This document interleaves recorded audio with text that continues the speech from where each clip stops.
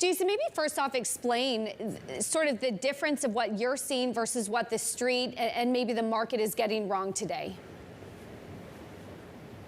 Well, I think that what we're seeing is that the playbook that we set out from the day we went public has been consistent and is working. We've always targeted 2 to 3 year paybacks on new customers, 2 to 3 year paths to profitability on new states that we launch.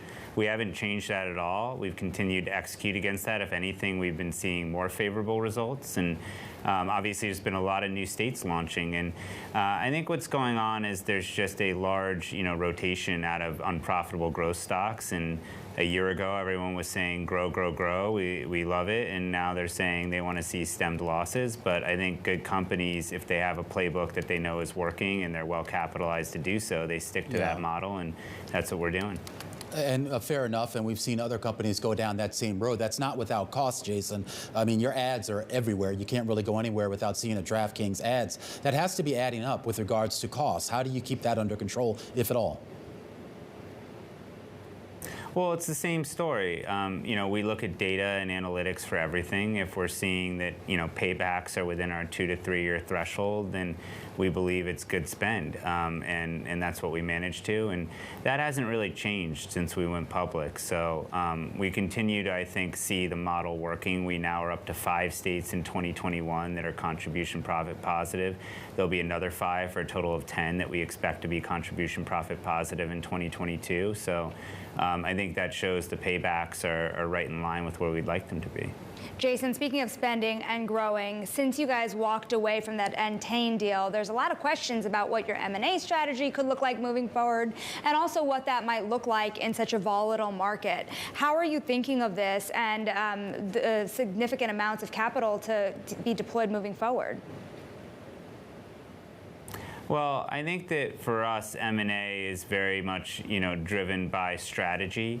And of course, it's harder to do in a volatile market. It's harder to do when your stock price is lower. So that certainly will affect the types of things we look at and the, likelihood that we would end up pursuing anything. We're very excited about the Golden Nugget transaction, which we expect to close soon. That's one that we feel will be very accretive and have very strong synergies. And I think generally we're more focused on organic growth than M&A right now, but there's always an opportunity if the right deal comes along to take a look at it. Let's talk about the organic revenue growth. You've talked about the New York, Louisiana markets. We're looking at new potential in Maryland, Puerto Rico, Ohio. What do those new markets sort of present for your top and bottom line? Well, I think it's another collective, I want to say 7, maybe even higher percentage of the population. So obviously that adds to, an already, fairly large number of states and large percentage of the population that has online sports betting.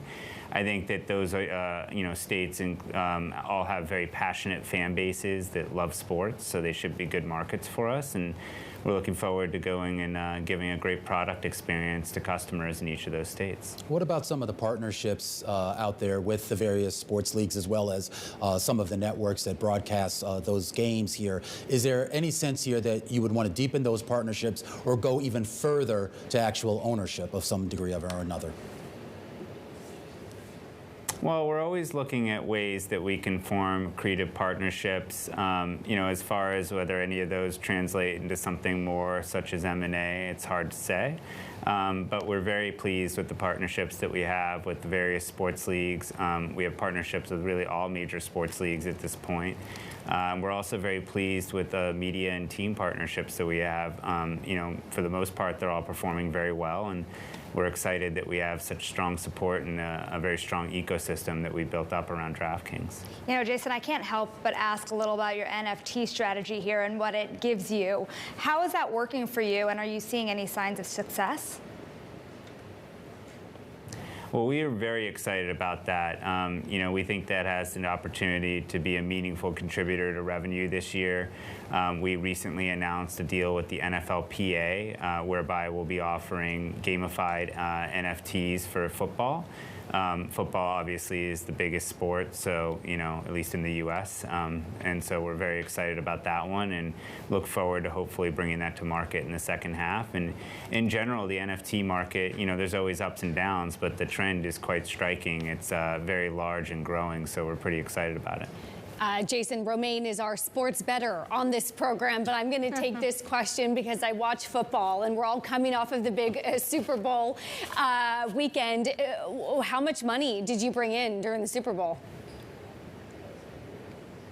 We haven't disclosed how much money, but we did say on our earnings call this morning that we had about 1.7 million unique customers active that day, which is by far a record in a single day for us. We also set records for total betting volume. Pretty much everything set a record. It was such a great day. The game was great. The whole playoffs were great. I think that really helps with fan engagement, which helps us. So a great example of where a lot of benefit and viewership to the sport can also benefit us and vice versa. You don't have any sort of hint of how you compare to competitors on Super Bowl? Well, we do, but we haven't disclosed any metrics publicly on that.